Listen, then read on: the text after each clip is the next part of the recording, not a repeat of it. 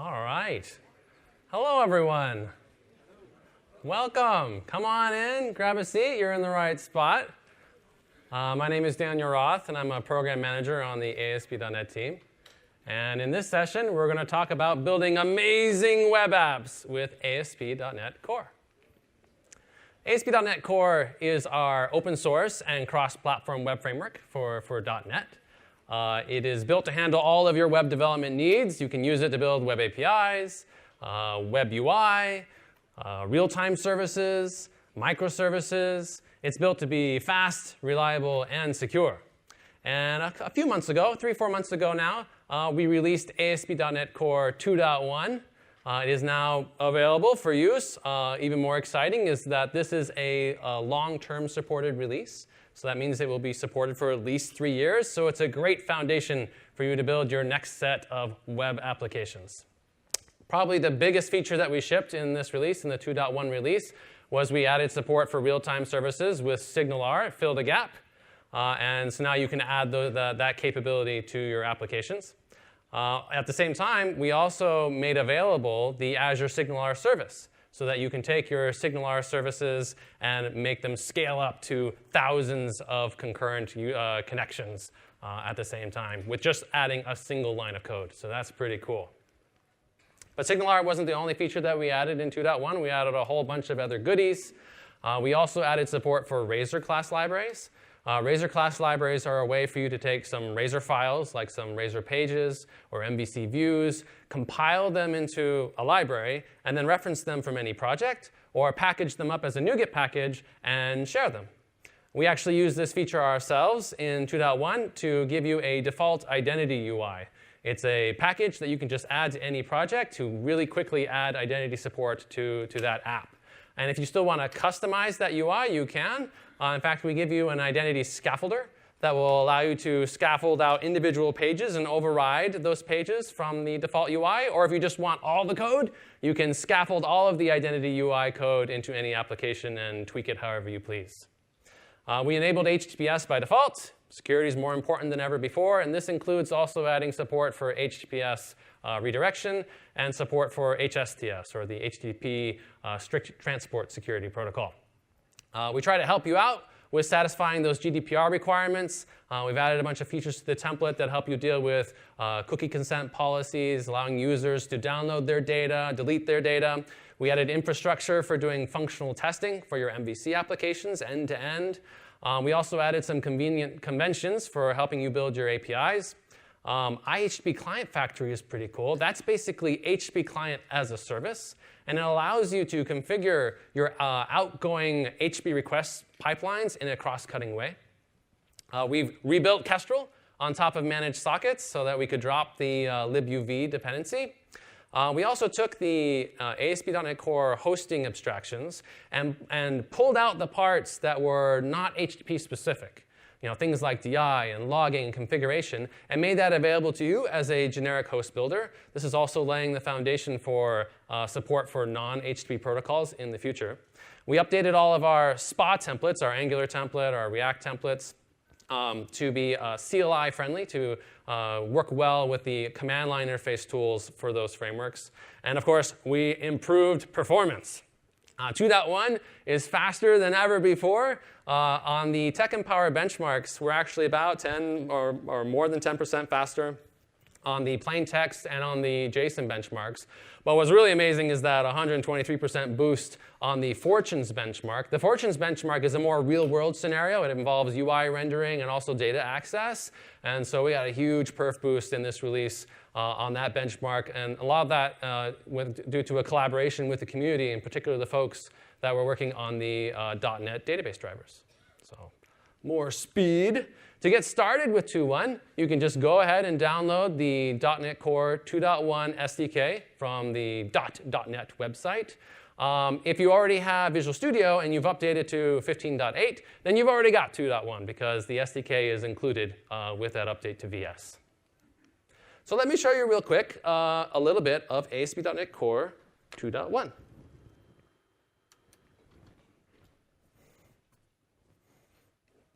All right, so I've already got Visual Studio 15.8 on my machine. So I'm going to go ahead and create a new web application, ASP.NET Core Web App, OK. That brings me to the new ASP.NET Core Web App dialog. And I'm going to select 2.1. That looks good. My fonts look a little funny because I increased my environment font, so hopefully people in back can kind of see. I'm going to create a web application, and I'm going to change auth to actually add some authentication to this app. And let's go ahead and start that up. These templates, the same templates are also available from the command line. If you happen to be working on a Mac or on Linux, you can .NET new these exact same templates there by installing the SDK. All right, and it looks like the packages have restored. So let's just go ahead and run this application and see what it does. Let it build. Now, the first thing that I want you to notice is if we peek up here in the, let me make sure it's going to load, in the address bar, okay? You notice that this is an HTTPS address by default. We've turned on an HTTPS in all of our templates out of the box by default. And in fact, if I try my hardest to go to a non-HTTPS address, like down here at the bottom, I'm going to use IS Express to pop over to the HTTP endpoint for this application. Sorry, no luck. We're going to bounce you back to HTTPS. Now, how does that work? Well, if you look in the application, in the startup class, down on the bottom, you can see that there is HTTPS redirection middleware. And it's intelligent middleware. It knows the port that you're listening on for SSL, for HTTPS, and will intelligently redirect you to that port. Also, if you happen to be running in production, we've enabled support for HSTS. If you're not familiar with HSTS, it is a browser-based protocol where the server can tell the browser, please don't let anyone talk to me over anything other than HTTPS. And then the browser will enforce that all requests go to that website over HTTPS. It's not something you really want during development because it's all based off of your host, and you're in development, you're always on localhost. But in production, it's a great thing to have. So that's HTTPS on by default. OK, we've got also, I got to clear my consent cookie real quick so you can see the cookie consent UI. If I go in here and clear this cookie and then refresh, when you first access this application, it pops up this, everyone's familiar with this UI, right? Hey, is it OK if I use cookies on this website? There's a nice link to the privacy policy page, and if the user accepts, then they should be good to go. So that's one feature that we try to give you to help you satisfy those GDPR requirements. We've also enabled identity for this application. Let's go ahead and register a new user. Let's type in an email address and a quickie password. And if we log in, I got to run migrations to set up the database because this is a new project. And we just refresh the page, and we should be good to go. All right, so now if I go look at my user profile page, there's also this new personal data tab. And there's these two options for the user to download their personal data and also to delete it. So again, helping you out with GDPR requirements. Now, where is this? Let's take a look at how identity is actually wired up in this application. If we go back to the project, where is the identity code? Well, it's not in the pages directory, so there's no identity code there. Maybe it's in this area. OK, this looks promising. There's an identity folder. And under here, this is where I expect to see hundreds and hundreds of files. But no, there's actually only one file, which is just saying that the identity layout should pick up the app's layout. And that's because this app is actually using the default identity UI. And we can actually see that package if we just search for it in the Solution Explorer. So this package here, it comes with ASP.NET Core 2.1, and it gives you a pre-canned identity UI that you can just add to an app as a NuGet package. And boom, you're ready to go. Now, if you want to customize this UI, you can. And to help you do that, we give you an identity scaffolder. So I'm going to right-click on the project and say Add Scaffolded Item. New scaffolded item, and I'm going to run the identity scaffolder. Let's see if we can tweak our identity UI. That will pop up this dialog, which gives you the option to override any and all of the identity UI pages. So in fact, if you just want to have an app and just have all the identity code in your app, you can just run the scaffolder and get identity set up that way. That works too. Or in my case, I just want to override one page. I'm just going to override the login page. I want to keep the data context that I already have, and that should be good. So the scaffolder should then add a little bit of code to my app, not hundreds of files, but at least just the login page so that I can tweak that. All right, we can go ahead and close this README. Everything is set up. And if we look now under our identity area, we have a few more files, but there, lo and behold, is our login page. And so we can tweak this as we see fit. let's make this a super cool login page. Okay? And then I think by running the scaffolder, it actually shut down the app. So let me go ahead and rerun it again. All right, let's log out. And let's try and log back in, and voila, we have a super cool login page. So that's how easy it is to customize the default UI. And in fact, you can build your own Razor class libraries, pre-canned UI, just like we did here. We have a template that helps you do that. I'm going to right-click, add a new project to this solution. Again, select ASP.NET Core application, but here I'm going to call it RazorLib1. Some generic name is fine. And for the template on this one, I'm going to pick this Razor class library template. Okay? That's going to give me a class library that I can add Razor files to, Razor pages, MVC views, and then compile them and reference them from any project, even share them as a NuGet package. So let's go ahead and add a reference from our app to RazorLib1. And then let's take a quick look at what's actually in RazorLib1. It has an area, some My feature. You can rename that to whatever you like, and then all the pages for that feature. If we go into this page just has its own layout. I'm going to tweak this a little bit to have it pick up the a layout named _layout. And then let's add some different markup in here. Let's call this RazorLib1 so that we know it's actually coming from this library. And let's put the current time. The current time is datetime.now. All right, great. And that's all you need to do. You just reference the class library from the project that you want to use it from. So if we look in the dependencies, RazorLib1, it's there. OK, so this should be working. Let's build and run again.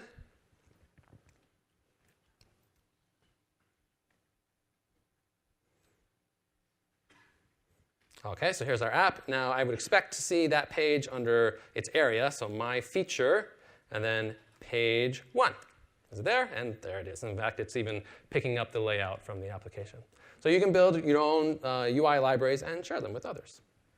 All right, last, of course, SignalR, right? SignalR was the big feature in 2.1. Let's add some SignalR to this application. OK, so to do that, again, I don't need to add any packages. They're already there. SignalR is part of ASP.NET Core 2.1. Let's add a SignalR hub. So I'm going to add, whoops, not manage my NuGet package. Packages. I'm going to add a folder. Let's call this hubs. And then let's add a class in this folder. And this will be our hub class. I'm going to make a little chat hub, something that clients can connect to and then send messages to each other. That looks good. OK. And then all SignalR hubs need to derive from hub. So we'll go ahead and do that. And in the interest of time, I have this already implemented. I'm going to just copy in a little bit of code just to save some typing. But I'll walk you through it so you know what it's doing. So first, I handle two events, the onConnected async event and onDisconnected async. The first one is fired whenever a new client connects to this particular hub. And when it does, what the logic says is send a message to all the connected clients, the send action event, and the payload, the argument for that event should be a string, which happens to be the name of the current user joined. So Dan Roth joined. Similarly, the onDisconnected event, we say that user left. Okay, so if they connect, then they joined. If they disconnect, then they've left. Now we need a user, so let's make sure that people coming to this hub are authorized. Great, so now this is a secure hub. And then at the last method here, this is a hub method. This is a method that connected clients can then call. So they can send a message to all the other clients. And when the hub receives that message, it then just broadcasts it to all the other clients, again saying who did it and what they said. So it's a very simple hub. The last thing we need to do to wire up SignalR is we have to do that sort of two-phase wire up technique in ASP.NET Core. We have to add the SignalR services. So add SignalR. And then we actually have to use SignalR so that we can route requests to that hub. So app.useSignalR. Now, SignalR requires you to explicitly specify the route for each hub that you want to set up. So let's set up the routes for my hub. So map hub, was it chat hub is what I called it, right? Resolve the namespace. And then the URI will be hubs chat. There. OK, that's good. So now we have a SignalR hub, and now we can build some client applications. In 2.1, we shipped client libraries for .NET, of course, for SignalR. So you can write .NET apps that talk to SignalR hubs. And we also gave you a JavaScript client library. This is supposed to be a talk about web apps. So I guess I'd like to build a client-side web app using, I guess, the JavaScript library. JavaScript. OK. Well, you know, I don't know about you, but sometimes I just don't feel like writing JavaScript. It's not that I don't think JavaScript is good. I actually think there's a lot of things to like about JavaScript. The language has come a long way. TypeScript is pretty cool. They have an amazing ecosystem of libraries. They move fast. They innovate. But I'm a .NET dev at my core. And so I'd much rather write using the languages, the tools, the frameworks that I know. In fact, wouldn't it be great when you're writing browser-based applications if you could use the whole ecosystem of developer tools and frameworks and libraries that have been made available, that you can use in any other application type, you just can't currently use them in the browser? Well, fortunately, the web community came together and agreed. And they said, you know what, let's define a new open web standard called WebAssembly that will be a bytecode for the web. And the idea is if you have any code, as long as you can compile that code to WebAssembly, then it can run in any browser at native speeds. And so on the .NET team, we think this is great, and we'd like to make .NET work great on WebAssembly. And so we've been working on that. About, I don't know, it's like 6-7 months ago, we kicked off an experimental project that we call Blazor. And, whew, yes, Blazor is an experimental project to enable full-stack web development for .NET. So you can write C#, .NET code, F#, whatever, on both sides of the wire. It requires no plugins. It requires no code transpilation. So you don't have to install anything into the browser to make this work. We're not taking your .NET code and turning it into JavaScript so that it can run in the browser. You are literally downloading normal .NET DLLs and a WebAssembly-based .NET runtime into the browser and running those .NET assemblies. That's what it does. And it works in all modern browsers, including mobile browsers, especially now that Apple shipped iOS 12, and now they fixed their WebAssembly support there. Where does the name come from? Browser plus Razor is Blazor, with an L. I don't know where the L. I think there's a quote that Steve said the L actually comes from blockchain. So, you know, who knows? It could be. But he also said it just sounds better. If I could say that with an English accent, I would. Steve Sanderson was the dev that did the initial authoring on Blazor and prototyping. OK, so this is how Blazor works. We take your C# code. We take your Razor component files, your CS/HTML files. We compile them into .NET assemblies. And then we download them into the browser, along with all of their dependencies and a WebAssembly-based .NET runtime. We are currently using Mono for that runtime. Mono is the Microsoft-supported cross-platform client .NET runtime that is used on Android, on iOS, on Mac, and it works great in WebAssembly. So that's how it works. And you can try it out. You can go to blazor.net. There has a Visual Studio extension that you can install to get the Blazor templates and tooling, build your own Blazor app. If you're on a Mac, we have .NET Core CLI templates as well that you can install and use. So what I'm thinking is instead of writing JavaScript, how about I not write JavaScript, and instead write my SignalR client using Blazor? So let's see if we can do that. Let's give that a try. And we'll take a look at Blazor as well for people who aren't as familiar with it.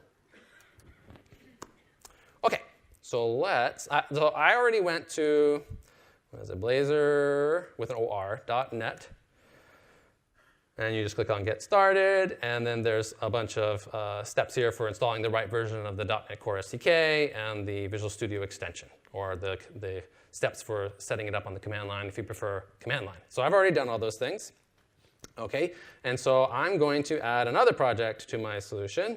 That's going to be a Blazor app. So let's add a new project and create a web app. And let's call this, I guess we'll just call it Blazor App 1.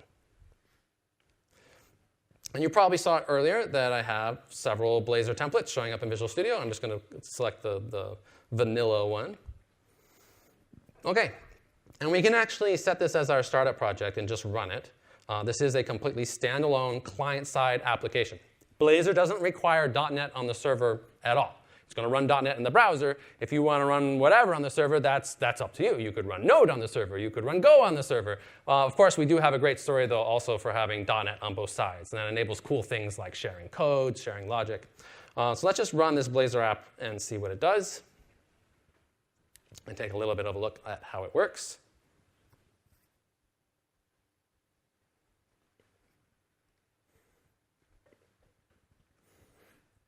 There it's loading, and there we go. OK, so this is a Blazor app. It has a couple of tabs that you can navigate between. This is all client-side routing. In fact, it's wired up with the browser navigation as well. So client-side routing. There's a home page, and then there's this counter page. When I click this counter button, every time I click it, the counter goes up. And there's no page refresh happening there. Normally, this would be something that you would have to write with JavaScript. But there's no JavaScript happening here. This is actually calling into .NET every single time that I click that button to increment the counter. Let's look at how that's implemented in code.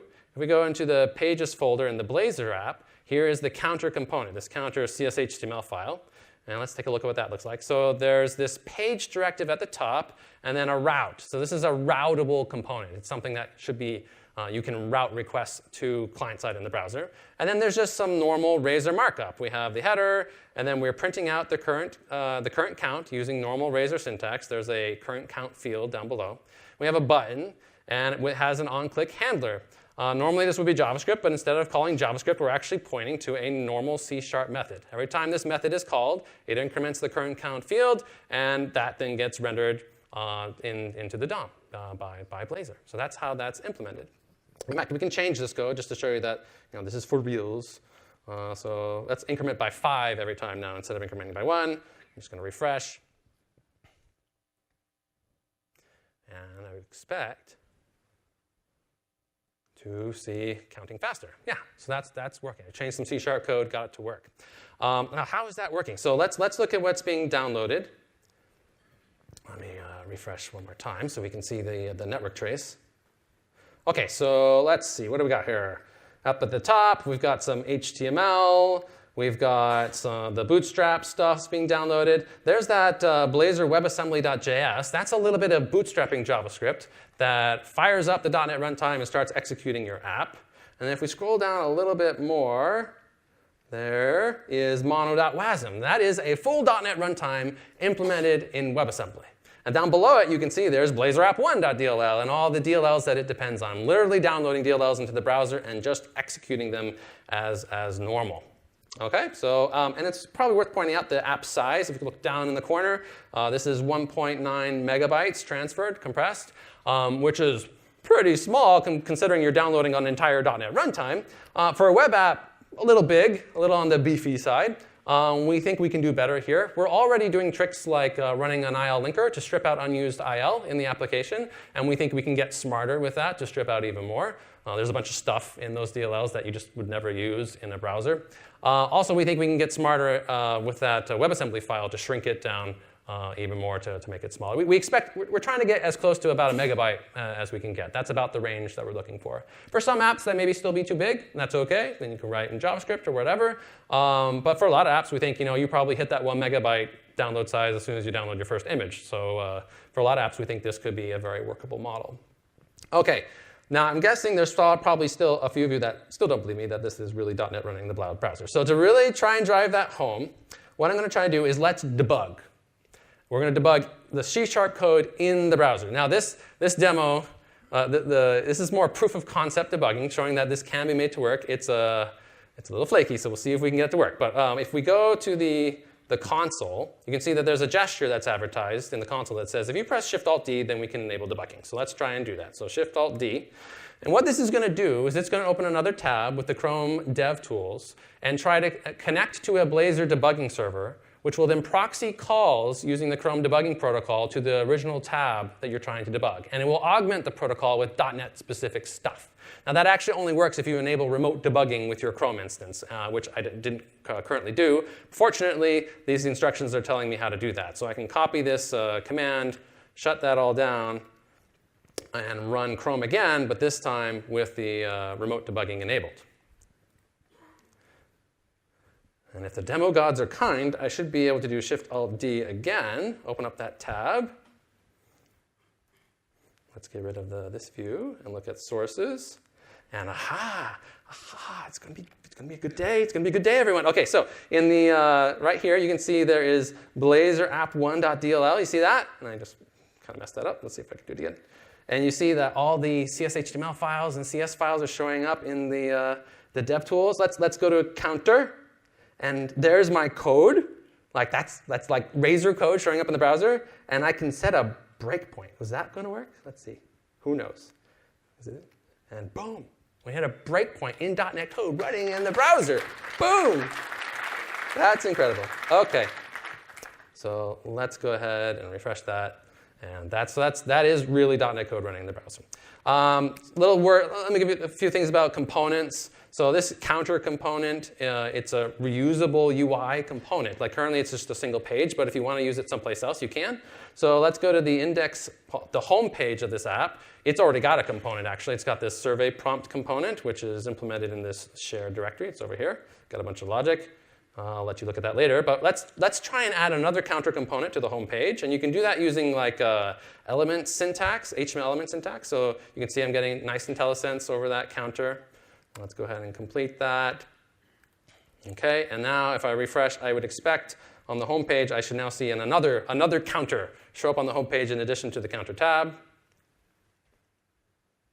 And there it is. Goes up by 5, just like the other one did. OK, so components can be reused. They can be called by other components. They can also have parameters. Let's parameterize this counter component so that the increment amount is something that we can specify. To do that, I'm going to add a parameter property right here. I'm going to use this PARA snippet, tab, and it's just a property that's attributed with parameter. And let's call it increment amount, and we'll default it to 1. And then for the current count, instead of incrementing by 5 every time, let's increment by the parameterized increment amount parameter. OK, now when we call the component, over here, if I start typing increment amount and getting IntelliSense for my parameter, that's kind of nice. And let's say on the home page, we'll increment by 10. Sorry, the guy in the back's like, don't do that. And then on the page, it should just still increment by 1. So let's refresh.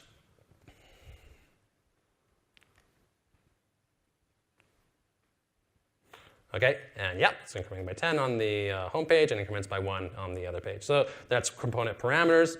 Let's look at this fetch data page just real quick. What this page is doing is actually issuing an HTTP request back to the app and pulling down some JSON data, and then deserializing that JSON data into .NET objects in the browser, and then using Razor logic to render out this table. So let me show you the implementation for the fetch data page. This is what it looks like. So again, we have that page directive specifying the route for the fetch data page. We also have this @inject directive. What's that? Well, that's how you can inject services into Razor components. Here we're injecting an HTTP client. And we're asking the DI system to put it in this new property that I called HTTP. So this is an injected HTTP client. And we can then look below and see, we just have normal Razor logic. And here's a table that it's rendering. And then there's a loop that's going over this array of weather forecast objects to render each row of the table using normal Razor syntax. OK, where does that weather forecast array come from? Well, down here in this functions block, functions is where you can define like additional methods or members for the generated component class. Well, we override the init event for this component. And we just use that injected HTTP client to issue a GET request to the server. It's just pulling down a static JSON file in this case. But then it takes that JSON file, deserializes it into a weather forecast array, sets it on this field, and then uses that above to generate the rows. OK, so that's how that's done. Now, you may wonder, like, whoa, hold on. HTTP client in the browser, like, how does that work? Like, HTTP client is doing networking. How can you do that in the browser? Well, you can call JavaScript from WebAssembly code. And vice versa. You can go from WebAssembly code to JavaScript. Did I do this? JavaScript to WebAssembly, WebAssembly to JavaScript. You can go both ways. We call this JavaScript interop. And so what we've done with this HTTP client is we've actually swapped out the underlying message handler for the HTTP client to put in a message handler that uses JavaScript interop to call the browser fetch API. So it looks like a normal .NET HTTP client. It's the same API, but under the covers, it calls into JavaScript, which calls into the browser fetch API to actually make the request to the server. And you can do this too if you want to. Like you can call into JavaScript yourself. Let's go on this init thing and add a JavaScript call. So I'm going to get the current JavaScript runtime, so jsruntime.current, and then you can just invoke JavaScript. This first generic parameter is kind of just a placeholder. But let's call the alert JavaScript function from .NET. And let's pass JavaScript interrupt.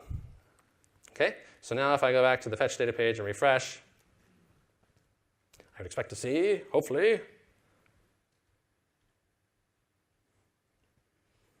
boop, an alert.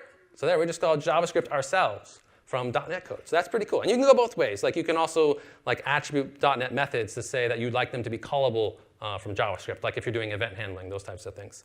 So great. And in fact, we have project templates that let you write JavaScript interop code. Basically, take JavaScript, any JavaScript library that you want, and shrink wrap it in .NET goodness. And then you can share that as a NuGet package for anyone to use. And in fact, we have a whole community of people who have been already doing this. If you go to the Blazor site on the community page, there's a whole bunch of libraries that people have been writing that contain JavaScript interop code, also libraries of Blazor components. Like here's some components. This has got a chart.js it's a component that's also doing JavaScript interop to wrap chart.js.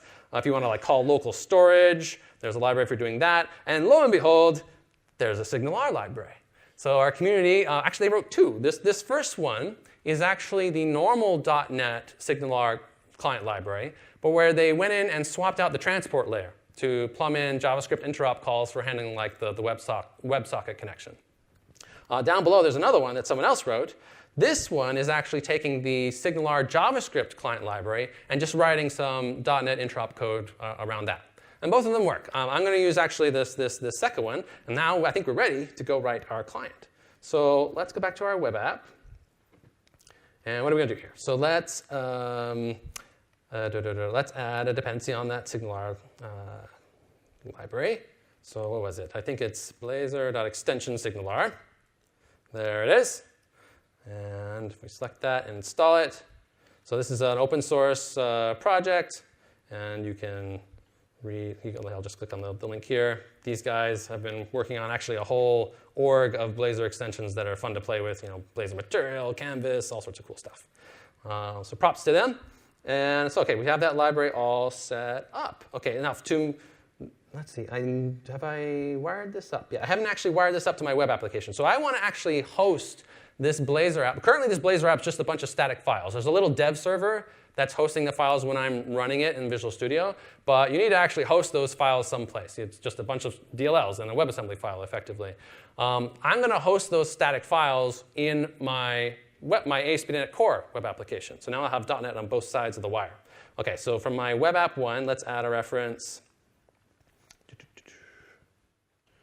Dependencies and add a reference to Blazor app 1.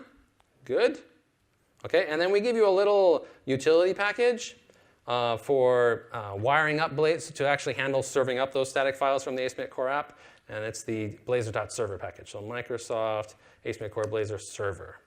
Oh, and by the way, so which version am I going to use of this? I'm actually using a preview release of the 0.6 release for Blazor, which is the next release of Blazor. We just actually created a preview release on GitHub today. If you would like to play around with this, we would love for you to do that. You can do that by going to github.com, ASP.NET Blazor, releases. And there it is. And you can download the v6 from here. The packages are still on MyGet. We're just getting some people to try it out before we ship a 0.6 release. So check that out. I'm using it already. It seems to be working great. All right. And then now, so I have my ASP.NET Core app. It's referencing the Blazor app. And I've added this utility package. And let's go ahead and now use Blazor from ASP.NET Core. So app.useBlazor. And I point to the startup class for the Blazor app so that it knows what assembly it's supposed to grab. What is it? Like Blazor app 1.startup. Yeah, there it goes. And that's all you got to do. OK, now I only really want one component. Like I don't need all these pages. I'm just trying to build a little chat component. So I'm actually going to delete like everything. in this Blazor app except for app.cshtml. I'm just going to get rid of all this stuff because I just want something simpler. I want a single chat component. And I'm going to rename app.cshtml to chat. So I'm going to have one chat component. Let's get rid of all this. Let's just put some little simple markup in here.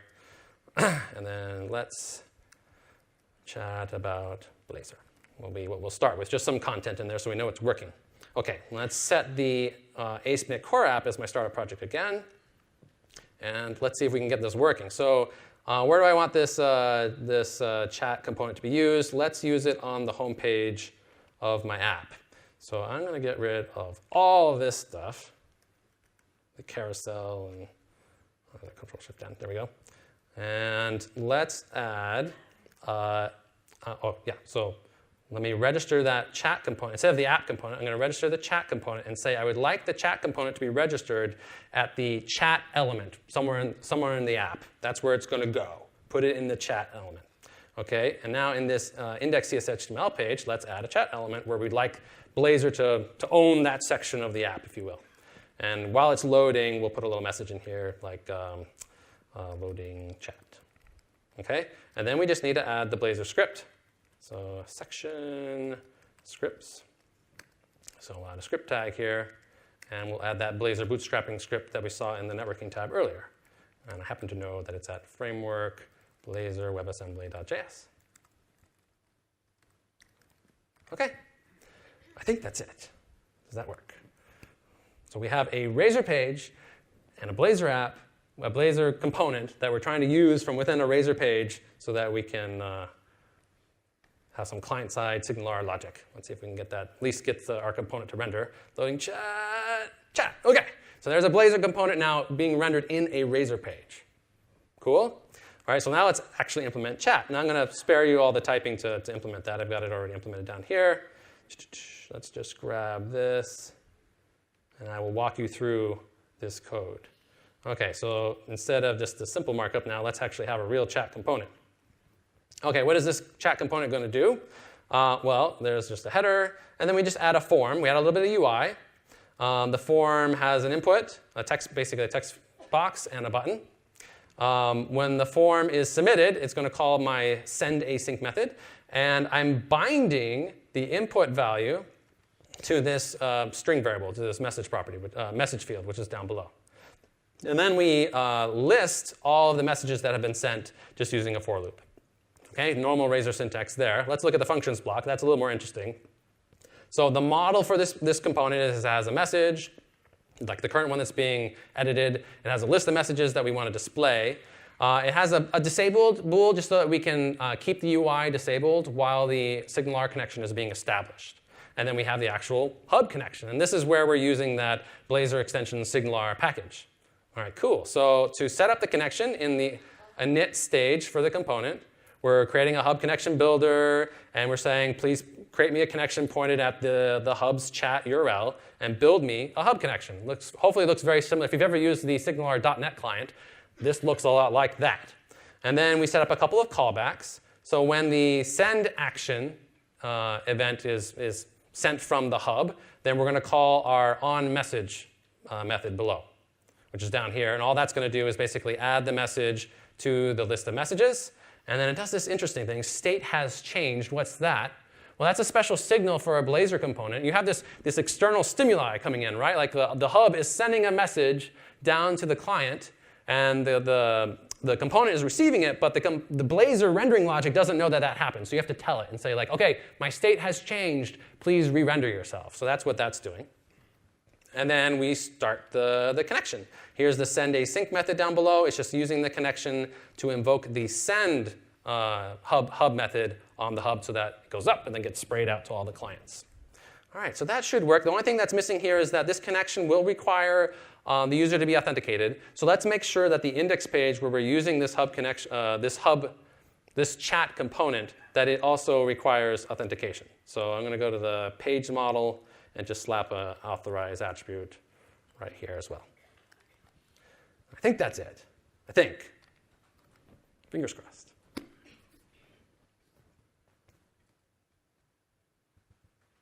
OK, so it should be I'm browsing to the home page, so I expect to be bounced over to the login page immediately, and I am, because I need to log in. That's because I just added that authorize attribute. Let's log in with the user we created previously. We're loading the chat. Aha, OK, so we got some UI, and it says, daroth@microsoft.com joined. OK, cool. So now let's create another user and another browser. Let's move this guy over here, and let's pop up another browser. All right, let's now go to the same app. Again, I need to log in. This time I'm going to create a new user, daroth2, I guess, at microsoft.com. Register that. And hopefully I should see some signalarness happening. Yeah, so you see that the first client saw that danroth2 joined. See it over there? And then we can send messages to each other like, hi, daroth. Send, bonk, over there. And then, hi, daroth2. Boom.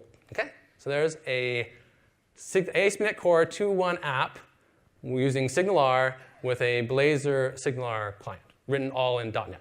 So that's what that is. Thanks.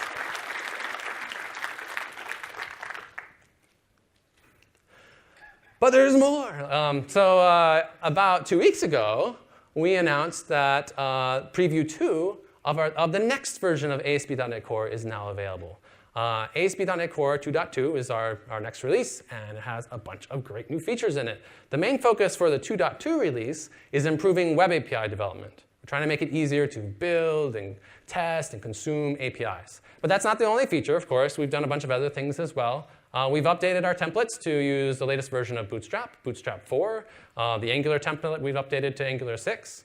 We've added support for HTTP 2 into Kestrel so that you can take advantage of the efficiency improvements in HTTP 2.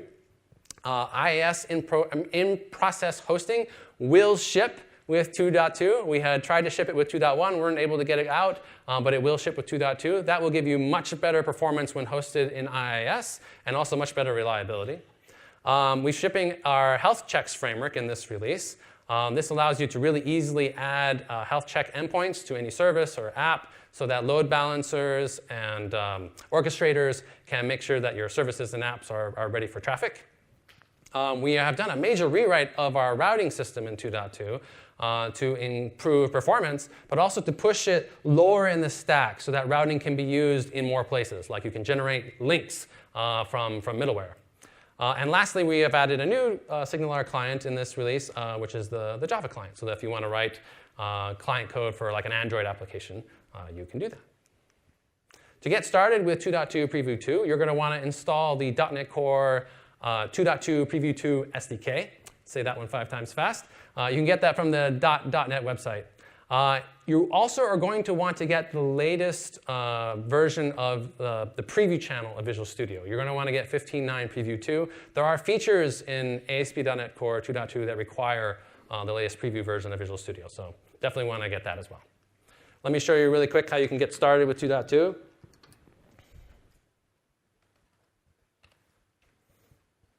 All right, so first of all, see? Yep, OK. So you want to go to .NET, click on Downloads, and up to the top, you'll see there's this banner that says .NET Core Preview. Try it out, .NET Core 2.2 Preview 2. So you're going to click on this link, and that will bring you to this page, and you're going to want to install one of these SDKs for your platform and architecture of choice. If you also want to try deploying to an IIS environment, then you're going to want to install the 2.2 Preview 2 runtime and hosting bundle. That will give you the new ASP.NET Core native module. So get those. I've already done that. And then you're going to want to go to visualstudio.com/preview and install the latest version of Visual Studio 15.9 Preview 2. So I've got both of those. I think we can close our chat app, and let's create a new app. Let's create a 2.2 app. All right, so yep, ASP.NET Core Web App, Web App 2 sounds great. And now instead of selecting 2.1, let's select 2.2. And we'll pick Web App just to show you how things have evolved. So first thing to look at, let's go into the layout page of this app. And the first thing I want you to notice is that this app is in fact using the latest version of Bootstrap, Bootstrap 4. So we've updated all our templates to use Bootstrap 4. We've updated all of our scaffolders to generate Bootstrap 4-based content. And our default UI actually now also uses Bootstrap 4. Now, if you're still on Bootstrap 3, don't freak out. We still support also scaffolding Bootstrap 3-based content and configuring the default UI to use Bootstrap 3. So you can migrate when you're ready. But the templates out of the box are using Bootstrap 4. And if we run it, we can take a look at what they look like. We did take this opportunity to give them sort of a fresh look, if you will. One of the things we often hear about with our existing templates is that there's a lot of code that you basically just end up deleting. So the new templates have a much more clean, minimalistic look. There's a lot less code that you then have to remove. We hope you like it. If you let us know what you think of the new template look on GitHub. We've also, as I mentioned, updated our Angular template to Angular 6. And depending when Angular 7 comes out, maybe we'll do that too, because they keep moving. So that's what the new templates look like and how you can get started. But the big emphasis for this release is actually Web API development. No matter what kind of app you're writing today, you're almost certainly talking to some sort of API. That API may be hosted in your own data center. It may be hosted in the cloud.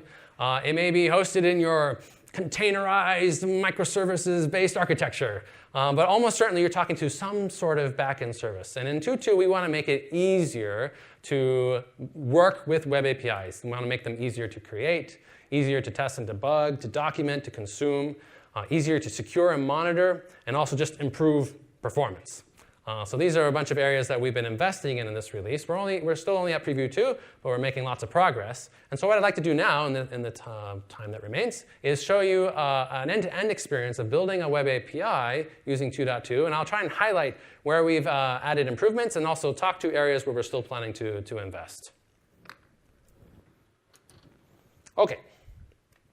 So let's create a Web API.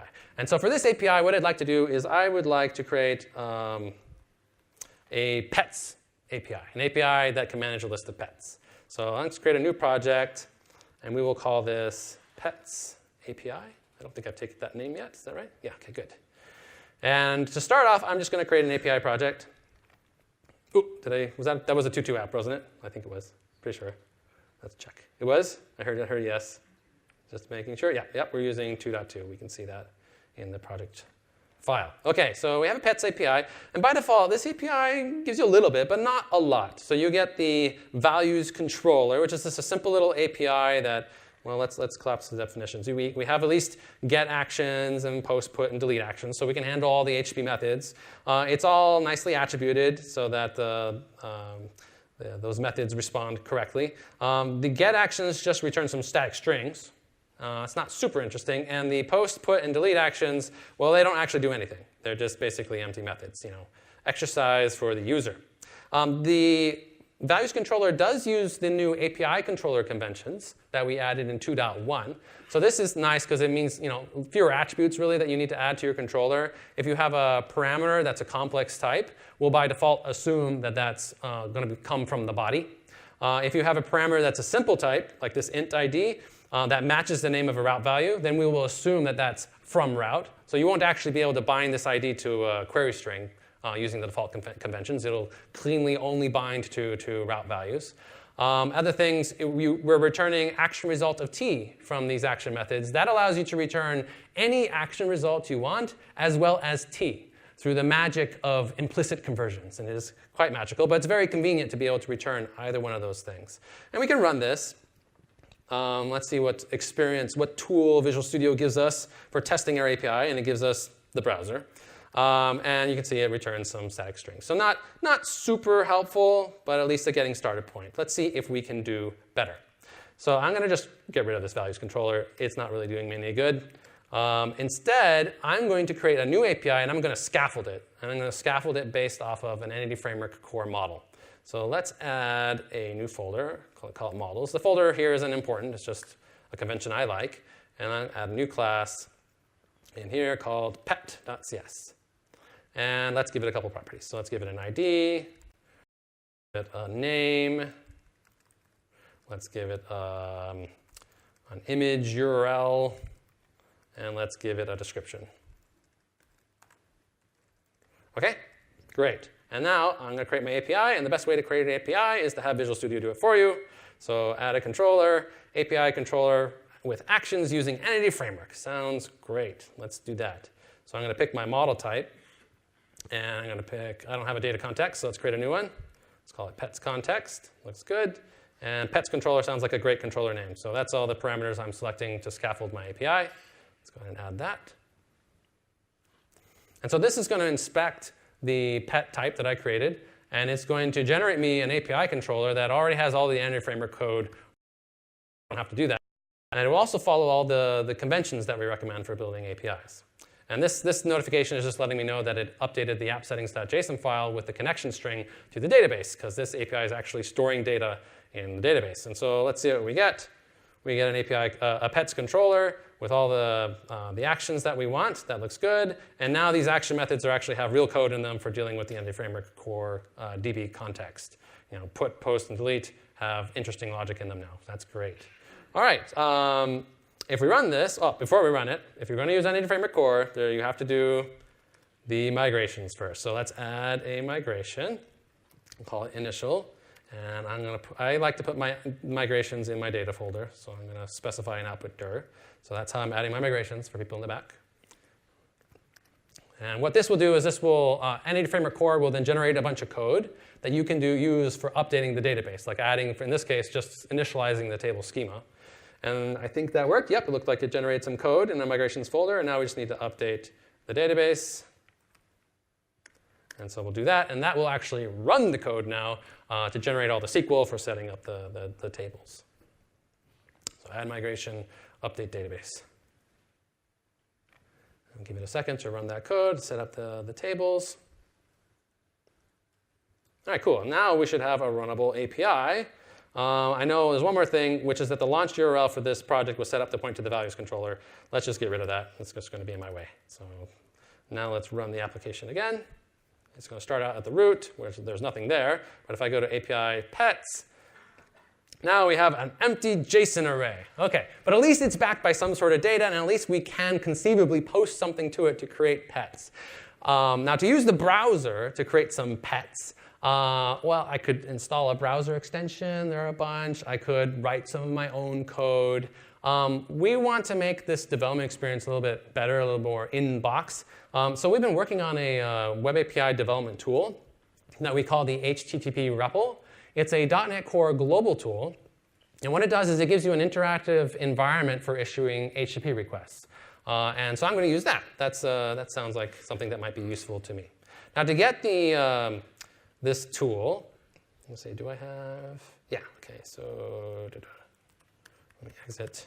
Whoop, that's not what I meant to do. Oh, well. Let's start up another command prompt. And OK, great. Go back to the root. OK, so to get this, any global tool, actually, and there's actually a lot of global tools out there now. Global tools are basically little .NET command line tools that you can really easily acquire and basically as like a NuGet package and make available on the command line. And you just do .NET tool install -g. And then you point to the package ID of the tool that you want to install. In this case, it should be .NET HTTP REPL. Now, as soon as the HTTP REPL ships and it's available on NuGet, you should be able to just type that, and it'll just work, and you'll have the HTTP REPL on your command line. Unfortunately, it's still in preview and hasn't even shipped on NuGet.org yet, so you actually have to provide a bunch more parameters here to get this thing to install. I will save a little bit of time and just copy those in. But this is what it looks like. The only thing that we're adding here is we're specifying explicitly that we want to install a preview version. And then also, we're adding the myget feed source for where we're going to get the tool from. So you can get the tool today from the .NET-core myget feed. All right. Now, I've already done this, so I actually don't even need to run this at all. If I do .NET tool list -g, I can see all the global tools that I have installed, and you can see I already have the HTTP REPL installed. And I can just run it by doing HTTP REPL, and that will pop me into this interactive environment. So let's see what this guy can do by just typing help. OK, so first of all, it can issue any HTTP method, any HTTP verb. That's kind of nice. You can set headers. You can specify a API that you want to point the tool at, where interact with. You can point this tool at any API. It doesn't have to be an ASP.NET Core-based API. It can be any API.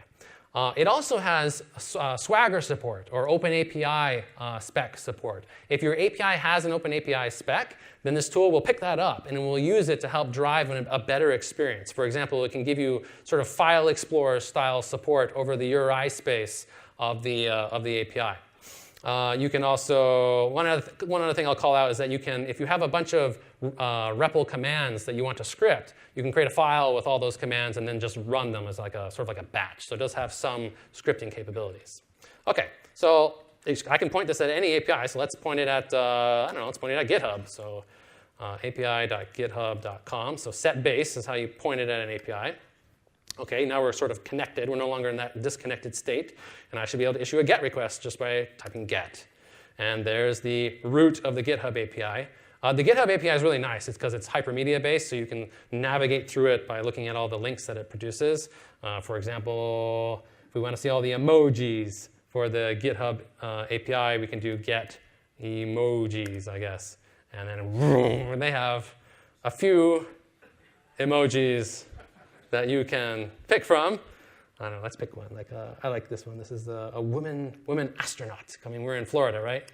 We got space, so there's the woman astronaut emoji.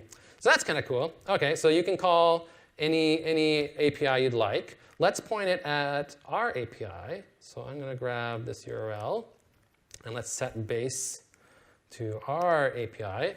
And we can do a get to API pets, I assume, and then get, yep, and we get our empty array. All right, so now we have a tool that we can use to interact with our API. What we saw before, though, the tool can do more for us if our API has an OpenAPI spec. So let's go ahead and enable OpenAPI or Swagger for our API. We'll do that using a community package. There's a package called, there's a couple actually, but the one I'm going to use is called Swashbuckle. So I'm going to install the Swashbuckle ASP.NET Core package. Nice community package. That's this one. Go ahead and install. And if I click down here at the project URL, we can go look at this guy's GitHub page. And he's actually got quite a few contributors. He's got about 61 people that are contributing to this library. This is the main author right here, Richard Morris. Done a great job. Thank you, Richard, for all your work here on this project.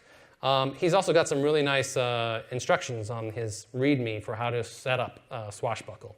So let's go ahead and do that. If we've got the package installed, first thing we need to do is add the Swagger generation services. So let's go into our startup class, configure services. All right, and let's call this pets API. All right.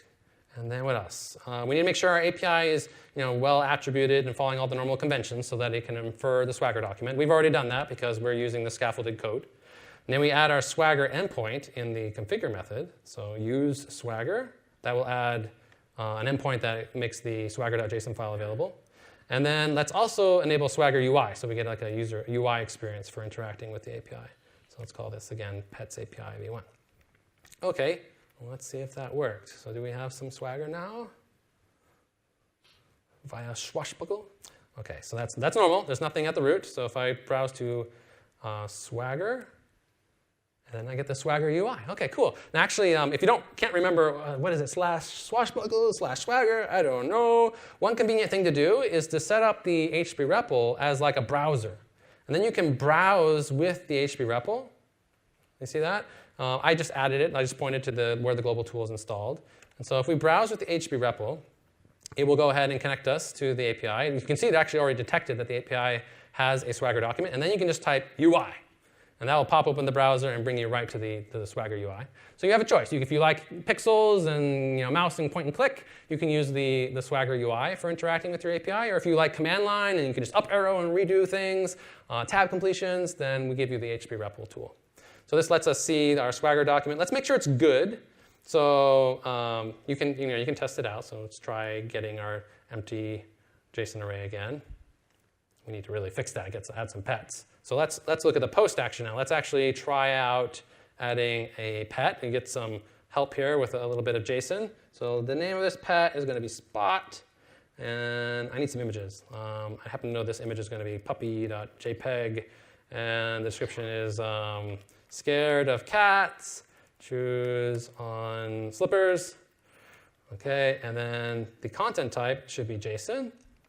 And let's execute that, and we should have our first pet. And we do. And we got our response back. We got a 201 created response. That's what you would expect. We created a new resource, and there's the response body. All right, cool. Now, in the Swagger document, it also describes things like responses that can be sent back. So down here below, I can see all the potential responses from this API, except 201's not actually there, which is kind of interesting. I just got a 201. Like, where's the 201? I'm guessing also if I send some invalid data, that won't work. Like, let's try, like, for the ID, instead of an integer, let's try putting like ABC for that. What happens if I send that? So I get a 400 response. That wasn't advertised. One thing that is nice, though, is for my 400 response, I'm actually getting a standardized format. I don't know if you can see the content type down here, but it's called problem details. This is an RFC. It's a standardized error response payload that we now will just return for you by default. And you can even see that we're producing this trace ID in the error details response that you can then use to track that error throughout the system. That's a new feature also in 2.2. OK, well, these things aren't showing up, though. How can I make my Swagger better? There's only so much that Swashbuckle can really do to detect the right metadata from your API controller. You have to add attributes, basically, to provide the additional data. So we can do that. We can go to our API controller. Let's look at the post action. And that one could return a 201, right? So we can add, I think the attribute is like produces response type. And then you can say this returns a 201. And you could go through all of your actions and add this additional metadata. And that would work. That would fix things. But it's a bit tedious and error prone. So in 2.2, we wanted to help you do that. So what we've done is we've implemented an analyzer. Let me add it to this application. So it's Microsoft ASP.NET Core MVC API analyzers. And what this analyzer does is it looks at all your API controller action methods and sees if you're missing any additional metadata.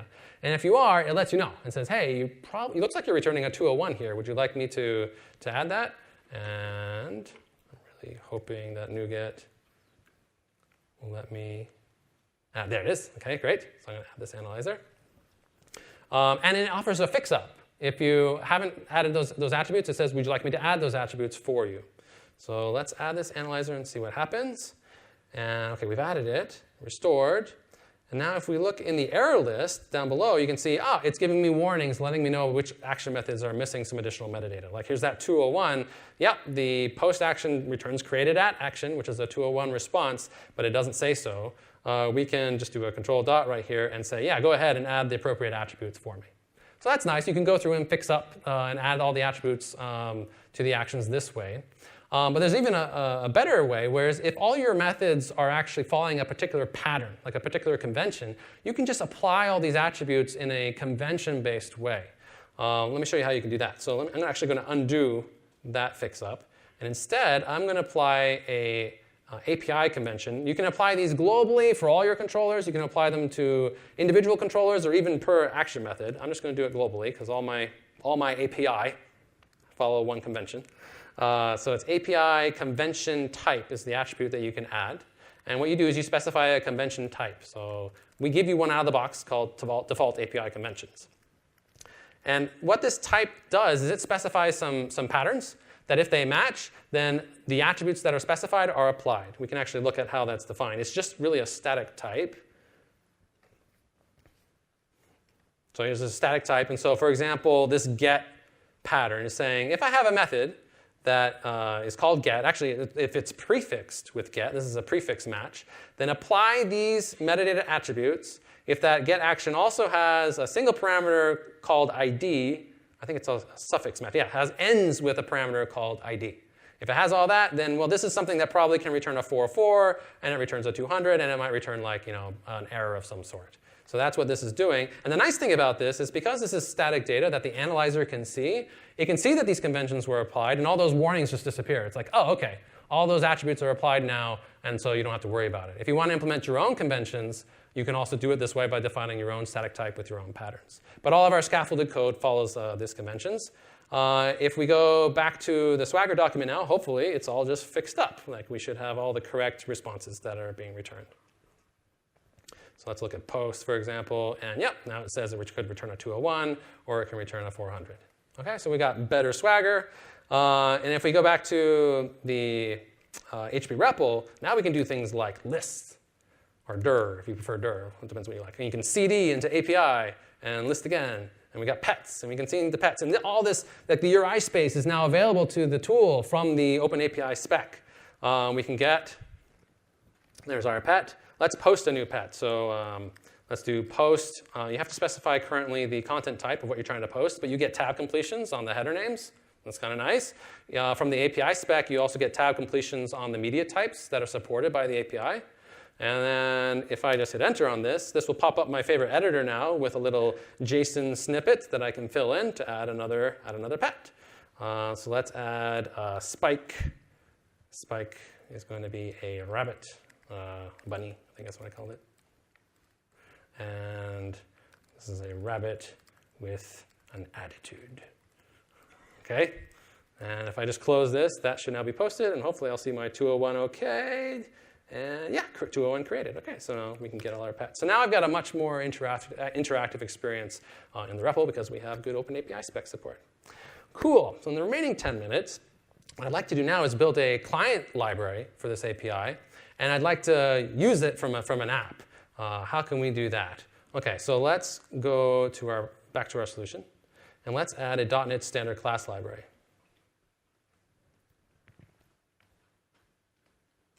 Let's call this pets client. By the way, we should let's make sure we get our images wired up. That's important. Images are important. Okay, so let me grab them from here and just dump them in the www folder so we have some images that we can actually use. Okay, going back. Okay, so now we have a pets client, just a .NET standard class library. Let's get rid of this class1.cs. And what I want to do is I don't want to hand implement a client. I want to generate it from the OpenAPI spec. So I'm going to use another package to do that. This is another community project. This one is called nswag.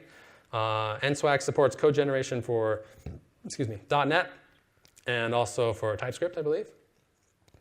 So nswag MS-build, another great community project that we've been working closely with, run by this guy, Rico Sutter. He does a great job. Feel free to support him. Okay, and so that will give me some MS-build integration for building a generated client from a Swagger document. Now, I'm just going to manually grab the Swagger document, so I'm going to add a new item in here. Let's call it a JSON file, and let's call this pets swagger.json. Okay, and let's go back to the UI, and I will just grab here's the link to the actual JSON. This is the actual spec. I'll grab this and I'll just paste it in. Okay? And then there's a little bit of MS-build glue that you can add to this project to call nswag to generate the client. I've already figured that out again, so I'm just going to run to my snippet manager and copy that in, but I'll explain what it's doing and then talk a little bit about how we want to make this better. So here, this is adding a target, nswag, which will happen before build, and it's going to run the nswag tool to generate some C# code from the Swagger document. This is the Swagger document that it's going to generate from. Here's the namespace that we wanted to use. We wanted to generate a client that can have an injected HTTP client. And then this is what the output file should be. So if I now build this project, voila. So now we have a generated pets client. OK, so that whole experience of trying to build a class library or some project that's consuming an API, and you want to generate some code to do that. In 2.2, we're working on making that even better. Instead of you having to manually copy a Swagger document in and wire up nswag, what we're doing is we're adding some MS-build abstractions so that you can point to a Swagger document, whether it's in another project, whether it's at a URL, whether it's a static file, and say, I would like to generate a client from this Swagger document, and using this particular client code generation library, nswag being one of the ones that we're working with to enable that. So you add the nswag package, you point a service reference at a project or a URL or a file, and boom, now you have a Web API client that's generated on each build. That's not something that's available currently in Preview 2, but it's something that we're working on for Preview 3. OK, looks like we're missing one more reference for newtonsoft.json. Let's add that so that our code actually compiles.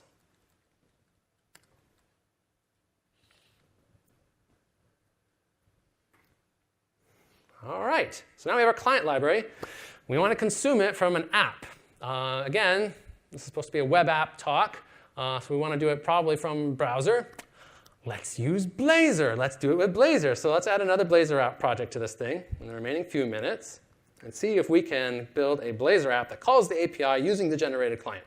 OK, so new web app. We're getting close on time. So pets app. My goal is to see puppies before the end of this talk. All right, so Blazor. Let's add another Blazor project. This one, we're going to leave most of the logic in the application. We do need to add some references here. So the Blazor app should have a reference to the client library, because it's the one that's going to actually make the web API call and then render some pets. Good. And then the pets API project needs a reference to the Blazor project like we did before. That's the same pattern that we did before. And then we're going to have to add that server package, this guy, so that we can actually set up ASP.NET Core hosting for Blazor. This one, and let's get the right one from the dev feed, and boom. Accept. OK, and now in that pets API, let's use Blazor. So that Blazor is wired up. So Blazor, and here, what is it? Pets app.startup. OK, so now we have an ASP.NET Core project that's hosting a Blazor app as well as an API that we want to be able to call from that Blazor app. OK, so one more thing. There's a workaround that I'm going to have to do. Blazor does have issues still with using JSON.NET in the browser. The linker will strip out code that JSON.NET needs. So I'm going to turn off the linker just to work around that issue. That will be fixed in a future build. Blazor link on build false. OK, so now that should make Blazor happy with JSON.NET code. OK, good. So last, what we're going to do is we're going to add the pets client as a service in our Blazor application. So services that add singleton. And we're going to add the pets client dot client is the name of the class that was generated as a service in the Blazor app. And the reason why this will work is because that generated client, remember, I asked it to support injecting the HTTP client in its constructor. So when we ask for a pets client, it will get the Blazor HTTP client injected into it, which has that fancy message handler under the covers that calls into the browser fetch API. Sounds good. OK. So now let's go into and see if we can render some pets. So in our index page, let's get rid of this. Let's say pets. And you know what? We are almost out of time. So we're going to do this a little bit quickly. I'm going to add a pets list component. So add a new item. Let's call this pets list.cshtml. And add a new component. And this component is going to help me render out a list of pets. I've already got it implemented, and that will help us get out of here on time. Let's see, pets list is up here. OK, so this pets list is actually a little bit fancy because it's using new features in 0.6, which is templated components. OK, so what does this guy do? So it has a header, and then it has just an unordered list that it's rendering with a loop over each pet. And then it's generating a bunch of list items, one for each pet. But when it renders the pet, it uses this pet template. That pet template is a component parameter of type renderFragment of t. And that's basically capturing a bunch of Razor component logic that you can then invoke later and pass it the pet that you want it to render with. It's basically a captured template. So this is templated components. And then I'm going to use that templated component in my index page. So index.cs.html. Did I get everything? OK. So let's see what this does. So here's that pets list component. Everything's purple, so that bodes well. We're passing in the list of pets that we want it to render and telling it, use this template, by the way, whenever you render each pet. And it's got some bootstrappy stuff in there to make it look pretty. And then down below, to get the pets on init async, we're getting the injected pets client. I have an @inject above to get a pets client property set up. And that's what we set up in the services, configure services method. And then that's how we get the pets. So hopefully, if that works, we should be able to, let's just control F5 to make sure we're actually running. see some pets in the remaining 45 seconds.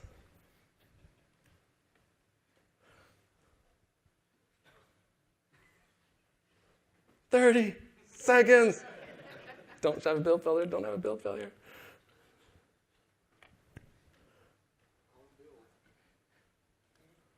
I believe in you, Visual Studio. I trust you. You can do it. Come on. No. What are you doing? Oh, no. I think we have some sort of restore failure build, cancel build. Oh, I'm not going to get it done in time. Well, if you want, after the time is up, if you want to stick around, I will get puppies on the screen before you guys leave. But that's templated components in 0.6. That was making web APIs much easier to consume. And then the things that you saw, API scaffolding for generating the code, HTTP REPL, problem details, new API conventions and analyzer. Code generation is coming in the next preview. We're also working on a web API security story. Nothing to announce on that yet. We didn't get to health checks and HTTP2 in this talk, but check out the .NET Conf talk from 2 weeks ago. You can see those features as well. I hope you enjoyed what you did get to see, and thank you all for being here. I'm happy to stick around and answer any questions that you have, and we'll see if we can get some puppies going. Thank you.